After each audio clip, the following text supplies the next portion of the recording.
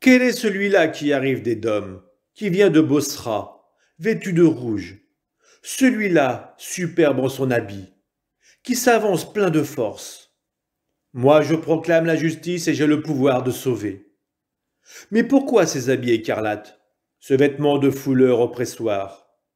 À la cuve, j'étais seul à fouler. Personne de mon peuple avec moi. Et je les ai foulés dans ma colère. Je les ai piétinés dans ma fureur. Leur sang a giclé sur mes vêtements. J'ai taché tous mes habits. Ce jour de vengeance, mon cœur y pensait. L'année des rédemptions était venue. J'ai regardé. Personne pour m'aider. Stupéfait, je restais sans appui. Alors mon bras m'a sauvé. Ma fureur fut mon appui. J'ai écrasé des peuples dans ma colère. Je les ai brisés dans ma fureur. Et j'ai répandu à terre leur sang. Je veux rappeler les bienfaits du Seigneur, les exploits du Seigneur à la mesure de ce qu'il fit pour nous. Sa grande bonté pour la maison d'Israël, ce qu'il fit pour eux dans sa tendresse, l'abondance de ses bienfaits. Il avait dit, « Vraiment, ils sont mon peuple, des fils qui ne trahiront pas. » Il fut donc pour eux un sauveur, dans toute leur détresse. Ce n'était ni un messager ni un ange, mais sa face qui les sauva. Dans son amour et sa compassion, lui-même les racheta. Il s'est chargé d'eux et les a portés tous ces jours d'autrefois. Eux se sont rebellés, ils ont attristé son Esprit Saint. Alors il se retourna contre eux en ennemis, lui-même leur fit la guerre. Et l'on se souvint des jours d'autrefois, de Moïse et de son peuple. Où est-il, celui qui les fit remonter de la mer, avec le pasteur de son troupeau? Où est celui qui mit en lui son Esprit Saint?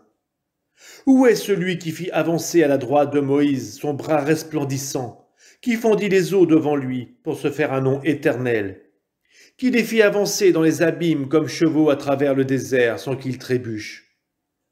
Comme on fait descendre le bétail dans la vallée, l'Esprit du Seigneur les menait au repos.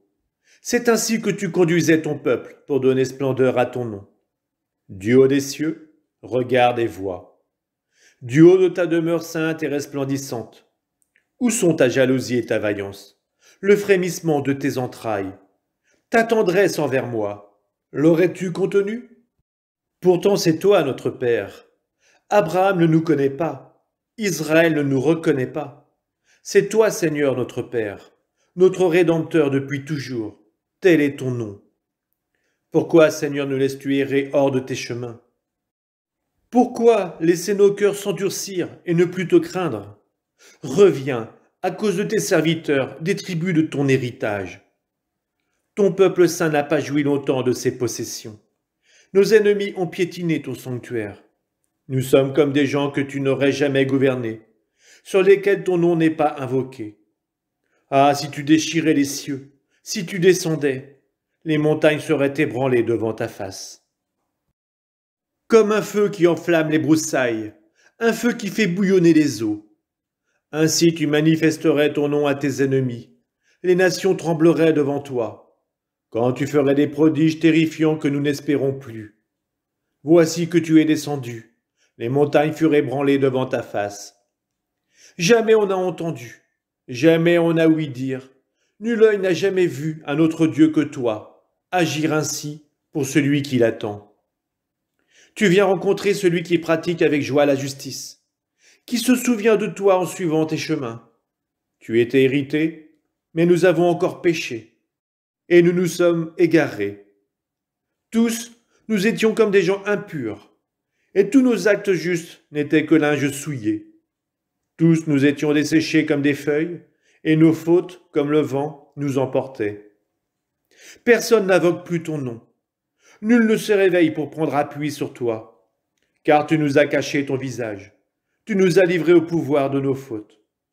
Mais maintenant, Seigneur, c'est toi notre Père. Nous sommes l'argile, c'est toi qui nous façonnes.